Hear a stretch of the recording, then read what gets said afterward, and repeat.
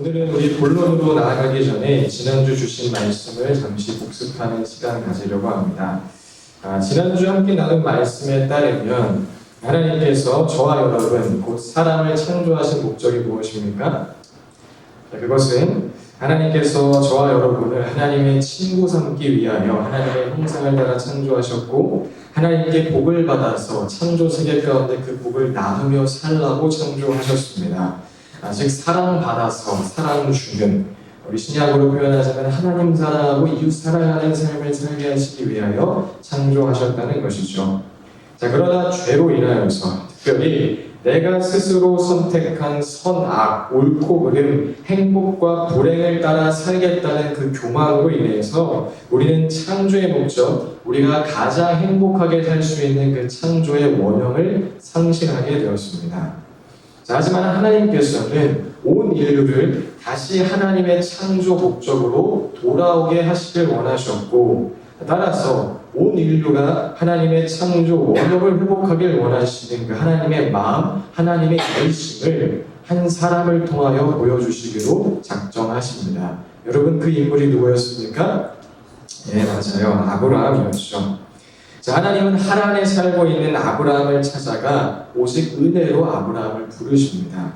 그리고는 하나님의 창조 원형을 회복하기 위하여서 먼저는 아브라함이 살고 있던 곳, 아브라함이 안정감을 누리고 의지했던 모든 자리를 떠나서 하나님이 보여주시는 꿈과 비전으로 나아가라고 명하시죠.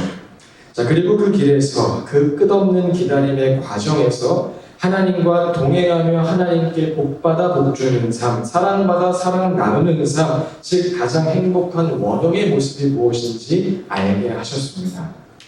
사랑하는 여러분, 하나님의 약속을 믿고 하나님의 나라를 향하여 나아가는 걸음이 정말 끝없는 기다림의 시간으로 느껴질 수 있습니다. 하지만 우리가 기다림이라고 느끼는 그 시간 속에서도 하나님께서는 하나님과 동행하고 하나님께 사랑받아 사랑을 나누는 그 창조의 목적을 이미 우리 안에, 이미 우리의 삶 가운데 이루고 계십니다. 여러분 믿으십니까? 이 사실이 저와 여러분의 삶 가운데 날마다 선명해지길 바랍니다.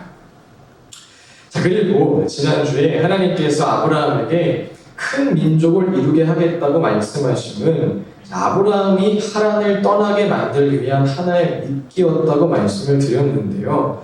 사실 꼭 그렇지만은 않습니다. 물론 그 이야기에 아브라함이 혹해서 떠나게 된 것도 맞지만 하나님은 어떠한 목적을 위하여서 의미 없는 공수표를 날리시는 분은 아니라는 것입니다. 놀이공원 가자고 꼬셔가지고 병원만 데려가는 그런 분이 아니라는 것이죠.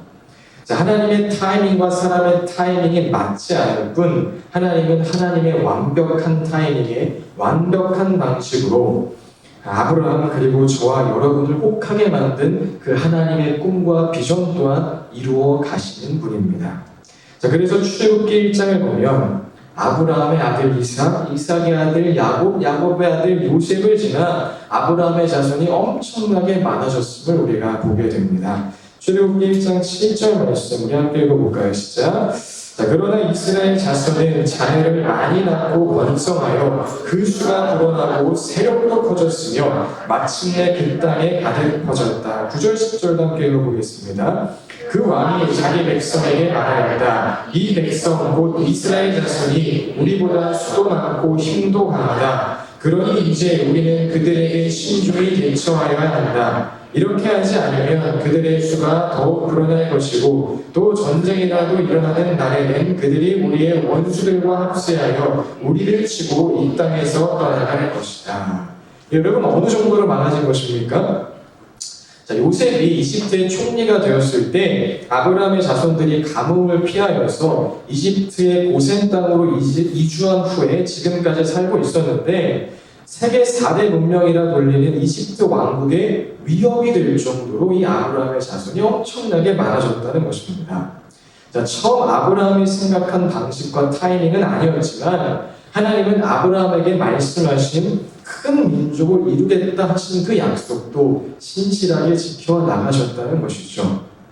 그런데 하나님이 아브라함에게 말씀하신 그 약속대로 큰 민족이 이루어지긴 했으나 출애굽기에 나타난 아브라함의 후손들의 삶은 아브라함이 경험했던 그 행복과는 아주 거리가 멀어져 있었습니다.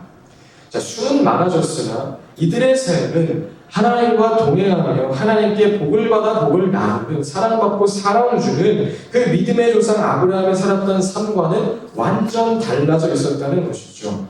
자, 그들은 다시 하나님의 창조 목적을 떠나서 하나님과 동행하기보다는 당장 먹고 사는 일에 급급해져 있었고, 복을 받아 복을 나누기보다는, 사랑받고 사랑 주기보다는 당장 내 복을 쟁취하기 위해 주변을 돌아볼 시간도 없는 그런 신세가 되어버렸다는 것입니다. 자, 그렇다면 아브라함의 자손은 왜 다시 이런 모습이 되어버린 것일까요? 자, 물론 1차적으로는 지난주에 나눈 바와 같이 한 개인의 죄, 즉 하나님을 떠나서 내가 스스로 행복과 만족을 찾아갈 수 있다는 그 교만 때문일 것입니다. 자, 그런데 출애굽기에서는 한 개인의 죄를 넘어선 또 다른 문제를 하나 더 발견하게 되는데요. 자, 그것은 바로 구조적인 악의 문제입니다.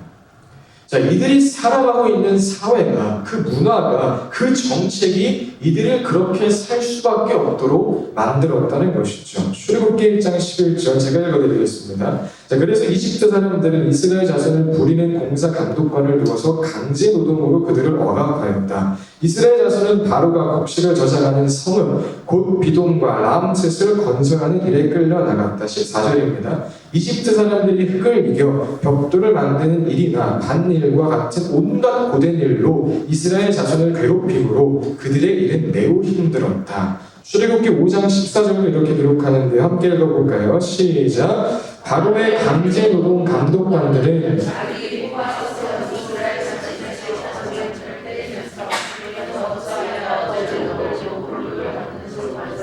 너희가 맡은 일을 전처럼 다 하지 못하느냐 하고 답을 줬다. 이 아브라함의 자손들이 처한 현실은 더 많이, 더 빨리 벽돌을 생산하라는 파라오의 외침 속에 제국의 부와 잉여 생산물을 만들기 위해 쉼 없이 달려가야만 하는 삶이었다는 것입니다. 즉, 벽돌 하나 더 만들지 않으면 매를 맞고 당장 벽돌을 만들지 않으면 죽을 것 같으니 하나님과 동행하며 하나님께 사랑받아 사랑을 나누는 그 창조 원형의 모습은 뜬구름으로 느껴질 수밖에 없었다는 것이죠. 이집트의 피라미드 구조 아래에서 하나님 나라를 꿈꾼다는 것은 사치일 뿐 당장 내 밥그릇 챙기기 바쁜 신세가 되었다는 것입니다. 자, 하지만 하나님은 이들을 그냥 이집트의 종으로, 노예로 그렇게 내버려 두시지 않으셨습니다. 아브라함에게 말씀하셨던 언약, 큰 민족을 이루는 것뿐 아니라 내 자손이 어디를 차지하게 될 것이다? 가나안을 차지하게 될 것이다 라고 말씀하신 그 언약을 기억하셨고, 그 약속을 따라 자, 이번에는 아브라함 그 한 사람 한 가정이 아니라 곧 이스라엘 그 민족을 대상으로 하나님의 창조 목적, 하나님의 창조 원형을 회복하기 위한 프로젝트를 시작하시기로 결심하시죠. 자, 그렇다면 하나님은 어떤 과정을 통하여 이스라엘 그 민족을 죄와 그 구조 악에서 꺼내어 하나님의 창조 원형으로 회복해 가셨을까요? 자, 굵직한 사건을 중심으로 풀어가자면 첫째는 출 이집트, 출 애굽 시키셨습니다. 자, 홍해를 건너서 끊임없이 벽돌을 생산해야 하는 이집트로부터 권력자들을 위해 끝도 없이 노동해야 하는 그 피라미드 구조로부터 끝도 없고 만족도 없는 제국의 수요를 충족시키고자 끝없는 노동과 생산을 해야 하는 그 시스템으로부터 하나님은 이스라엘 백성들을 꺼내셨다는 것입니다. 출애굽기 5장 1절입니다. 함께 읽겠습니다. 시작! 그 뒤에 모세와 아론이 바로에게 가서 말하였다. 주 이스라엘의 하나님이 말씀하시기를 나의 백성을 보내라. 그들이 광야에서 나의 절기를 지켜야 한다 하셨습니다. 14장 21절 22절도 이렇게 기록합니다. 우리 홍해를 건너는 장면인데요. 함께 읽어볼까요? 시작! 모세가 바다 위로 팔을 내밀었다. 주님께서 밤새도록 강한 동풍으로 바닷물을 뒤로 밀어내시니 바다가 말라서 바닥이 드러났다. 바닷물이 갈라지고 이스라엘 자손은 바다 한가운데로 마른 땅을 밟으며 지나갔다. 물이 좌우에서 그들을 가리는 벽이 되었다. 예, 이스라엘 백성이 이집트의 노예가 아닌 하나님과 동행하며 사랑받고 사랑 주는 그 원형의 삶을 살아갈 수 있도록 하나님께서는 먼저 이들이 홍해를 건너 출 이집트, 출 애굽하게 하셨다는 것입니다. 자, 그리고 두 번째, 하나님은 이스라엘 백성들 가운데 언약 하나님의 말씀을 주십니다. 파라오의 통치와 이집트의 문화와 이집트의 사고방식을 떠난 그들이 이제 하나님의 자녀답게 하나님의 형상답게 살아가는 것이 무엇인지 알게 하도록 그 언약 말씀을 주셨다는 것이죠. 여러분, 대표적인 언약이 무엇입니까? 네, 시내산에서 하나님께서 백성들에게 주신 십계명이죠. 어떻게 하나님을 사랑해야 하는지, 어떻게 이웃을 사랑해야 하는지, 즉 하나님의 창조 원형으로 살아가는 모습이 무엇인지 기록되어 있는 십계명을 주시고 이들에게 하나님의 백성다운 삶이 무엇인지 알게 하셨다는 것입니다. 자, 그런데 여러분, 이 십계명의 말씀이 이스라엘 백성들에게 잘 이해가 되었을까요? 430년 동안 이집트 안에서 이집트 세계관 속에서 노예 생활했던 이들에게 하나님의 말씀은 온전하고 완전하게 이해될 수 없었을 것입니다. 평생 파라오의 권력 아래 살았던 이스라엘 백성들에게 하나님을 사랑하라는 말은 파라오가 요구하던 절대 권위와 같이 느껴졌을 것이고, 나 하나 살기 바쁜 빨리 벽돌을 만들어야 하는 그 이집트 시스템이 만든 불안과 염려가 몸에 새겨져 버린 이들에게 이웃을 사랑하라는 말은 터무니없이 들렸을 것입니다. 자, 그래서 하나님은 출애굽한 백성들이 하나님이 주신 언약을 온전히 받아들이고 그 말씀을 따라 하나님의 창조 목적을 따라 살아갈 수 있도록 광야 생활의 그 시작부터 이들에게 특별한 한 날을 정하여서 지키게 하셨는데요. 자, 이것이 바로 이스라엘 백성의 창조 원형을 회복하시기 위한 하나님의 세 번째 방법, 바로 안식일을 지키게 하시는 것이었습니다. 우리 출애굽기 16장 23절 함께 읽어보겠습니다. 시작. 모세가 그들에게 말하였다. 주님께서 하신 말씀입니다. 내일은 쉬는 날로서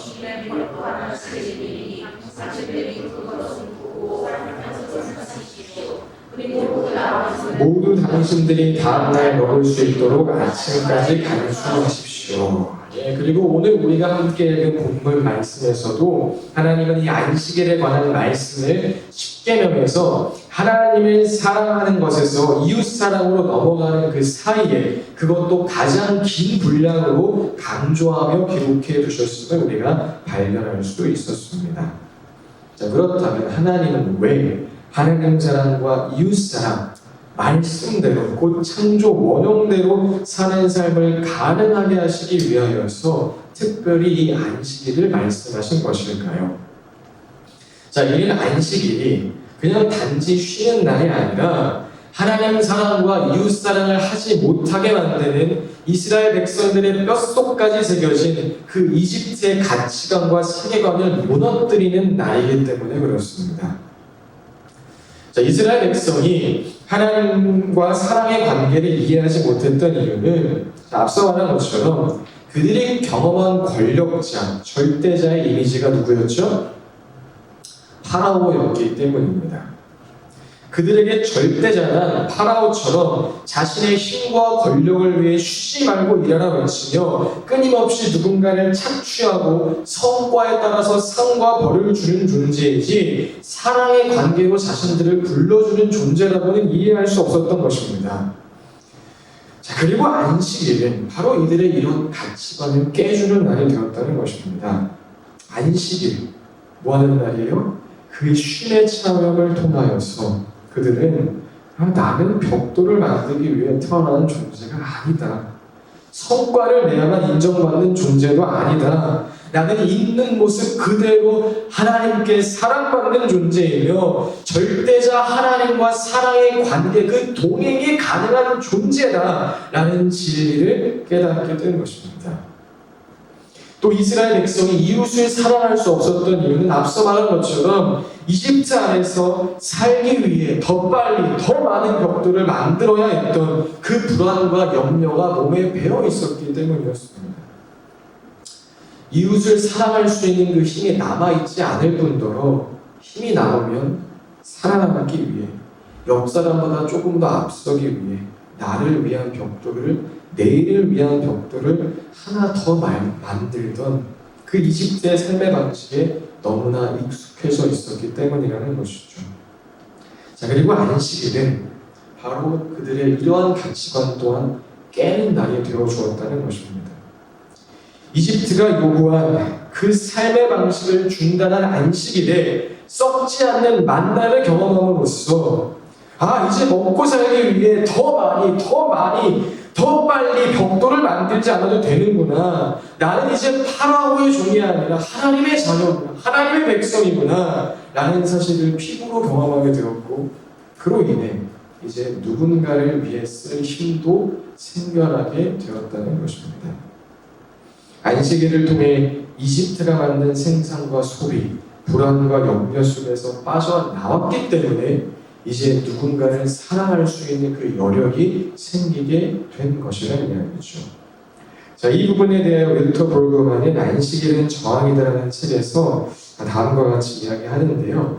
조금 긴 문장인데 우리 생각하면서 함께 읽어보겠습니다. 시작. 죽음의 시스템에 의지하여 살아가는 이들은 다음과 같을 수밖에 없다. 생산에 도움이 되지 않는 부모나 동포를 천대할 수밖에 없다. 다른 이들이 위협이 되기 때문에 사람을 죽이는 폭력에 가담할 수밖에 없다. 서로 사랑을 주고받는 성관계를 상대를 함께하는 상품으로 전락시킬 수밖에 없다. 자신이 원하는 것을 다른 사람이 갖고 있으면 그것을 강탈할 수밖에 없다. 이익을 얻으려고 왜곡과 말 돌려하기에 빠질 수밖에 없다. 탐욕에 헌신할 수밖에 없다. 모세는 모든 계명을 낭독했다. 너희가 안식일을 지키면 그럴 필요가 없다. 아버지와 어머니를 천대하지 않아도 되고, 다른 사람을 죽이지 않아도 되고, 간음을 하지 않아도 되고, 거짓 증거를 하지 않아도 되고, 이웃의 것을 탐내지 않아도 된다. 파라오의 가치, 끊임없이 일해야 하는 이집트의 문화와 시스템에 저항한 이 안식이 이웃사랑의 가치를 실현할 수 있는 그 진정한 힘이 되어 주었다는 것입니다. 자, 정리하자면 이스라엘 백성들이 출애굽했고 창조 원형대로 살 수 있는 그 말씀을 받았으나 여전히 그 의미를 온전하고 완전하게 깨달을 수 없었던 그때에 하나님은 그들을 안식하게 하심으로, 쉬게 하심으로 내가 하나님과 사랑의 관계 가운데 살 수 있는 존재구나. 나도 이웃을 사랑하며 살아갈 수 있는 것이구나. 이것이 바로 내가 살아가는 이유이자 가장 행복한 삶이구나. 그렇게 알아가게 하셨다는 것입니다. 자, 그럼 이제 지금까지 나누었던 이스라엘 백성들의 이야기를 기억하면서 우리의 삶에 대해 한번 생각해 봅시다. 여러분, 우리의 삶은 어떠합니까? 파라오와 같은 어떤 군주가 있는 시대는 아니지만 우리 또한 끊임없이 남들보다 더 많이, 더 빨리 벽돌을 만들어야 안전하고 행복할 수 있을 것 같은 그 불안감 속에서 살아가고 있습니다. 그리고 그러한 사회 문화 속에 자기 자신이 스스로의 파라오가 되어 자신을 괴롭게 하는 삶을 우리는 살아가죠. 한병철 교수는 피로사회라는 책에서 현대 우리는 긍정의 과잉 속에 살고 있다고 말합니다. 상위 1%, 아니 0.1%가 만들어낸 노력하면 무엇이든 할 수 있다는 말에 속아서 끝도 없이 쉼도 없이 벽돌을 만드는 삶으로 자기 자신을 몰아넣고 있다는 것입니다. 따라서 그런 우리에게도 하나님과 동행하며 하나님께 복을 받아 복을 나누고 사랑받아 사랑 나누는 그 창조 원형의 모습은 터무니없는 소리로 들릴 수밖에 없게 된 것이죠. 자, 이 구조 속에 물들어 있는 한 하나님 나라의 가치는 실감할 수가 없다는 것입니다. 자, 그래서 우리에게 무엇이 필요한 것입니까? 자, 먼저는 출애굽, 출세상이 필요한 것입니다. 남들보다 더 많이, 남들보다 더 빨리 벽돌을 만들어야지 살아남을 수 있는 거야. 너의 노력이 부족해서 그렇지, 너가 노력만 하면 행복하게 살 수 있어 라고 끝도 없이 부추기는 세상의 가치관과 세계관으로부터 우리는 나와야 한다는 것입니다. 자, 그렇다면 어떻게 나옵니까? 홍해를 건너야 하죠. 신약적인 의미로 말하자면 침례, 예수님과 함께 물에 잠겨 죽고 예수님과 새로운 생명으로 다시 태어나야 한다는 것입니다. 우리 너무나 유명한 구절이죠. 갈라디아서 2장 20절 함께 읽어보겠습니다. 자, 시작. 나는 그리스도와 함께 십자가에 못 박혔습니다. 이제 살고 있는 것은 내가 아닙니다. 그리스도께서 살려주시니라. 내가 지금 육신 안에서 살고 있는 삶은 나를 사랑하셔서 나를 위하여 자기 몸을 내어주신 하나님의 아들을 믿는 믿음 안에서 살아가는 것입니다. 네. 창조 원형의 모습을 회복하기 위하여서 먼저는 나는 죽고 이제 내 안에 예수님 사십니다. 바로 이 홍해를 건너는 믿음의 고백이, 출 이집트, 출 세상을 선포하는 믿음의 고백이 우리 안에 선명해져야 한다는 것입니다. 자, 그리고 다음으로 하나님의 말씀을 듣고 그 말씀대로 살아가야 합니다. 자, 오늘 우리에게 허락해 주신 하나님의 말씀이 곧 하나님 나라의 가치로 창조의 목적대로 사는 삶이 어떠해야 하는지 알려주는 것이기 때문에 우리는 이 말씀을 붙들고 이 세상을 살아가기를 힘써야 한다는 것이죠. 그러니 사랑하는 여러분, 매주 교회 가운데 주시는 하나님의 말씀을 가벼이 여기지 마시고 아침마다 마음에 새기시고 다짐하시고 그렇게 살아갈 수 있길 바랍니다. 그리고 아침 저녁으로 무엇을 봐야겠어요? 여러분, 기록된 하나님의 말씀을 어떻게 읽으시고 제발 읽으시고 그 말씀을 묵상하시고 그 말씀을 여러분 붙드시길 바랍니다. 그리고 마지막으로 무엇입니까? 출애굽한 자답게 주신 말씀을 따라 창조 원형의 모습으로 살아가기 위하여서 우리 이 세상 살아가는 날 동안 안식일을 거룩하게 지켜야 합니다. 안식일을 제대로 지켜야 한다는 것입니다. 자, 그럼 어떻게 하는 것이 안식일을 제대로 지키는 것입니까?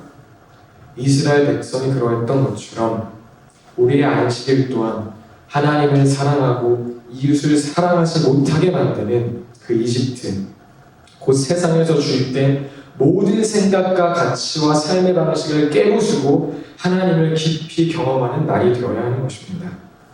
하나님을 오해하게 만들고 창조 목적을 훼손시킨 피라미드 구조, 세상의 가치, 세상의 문화, 성과주의, 생산과 소비를 부추기는 모든 생각과 사고방식에 저항하여서 날 사랑하시는 하나님의 사랑만을 온전하게 누리고 그 사랑에 화답하는 날이 우리의 안식이 되어야 한다는 것이죠. 마태복음 11장 28절 이렇게 기록합니다. 함께 읽겠습니다. 시작. 수고하고 무거운 짐을 진 사람은 모두 내게로 오너라. 내가 너희를 쉬게 하리라. 마태복음 12장 8절입니다. 인자는 안식일의 주인이다.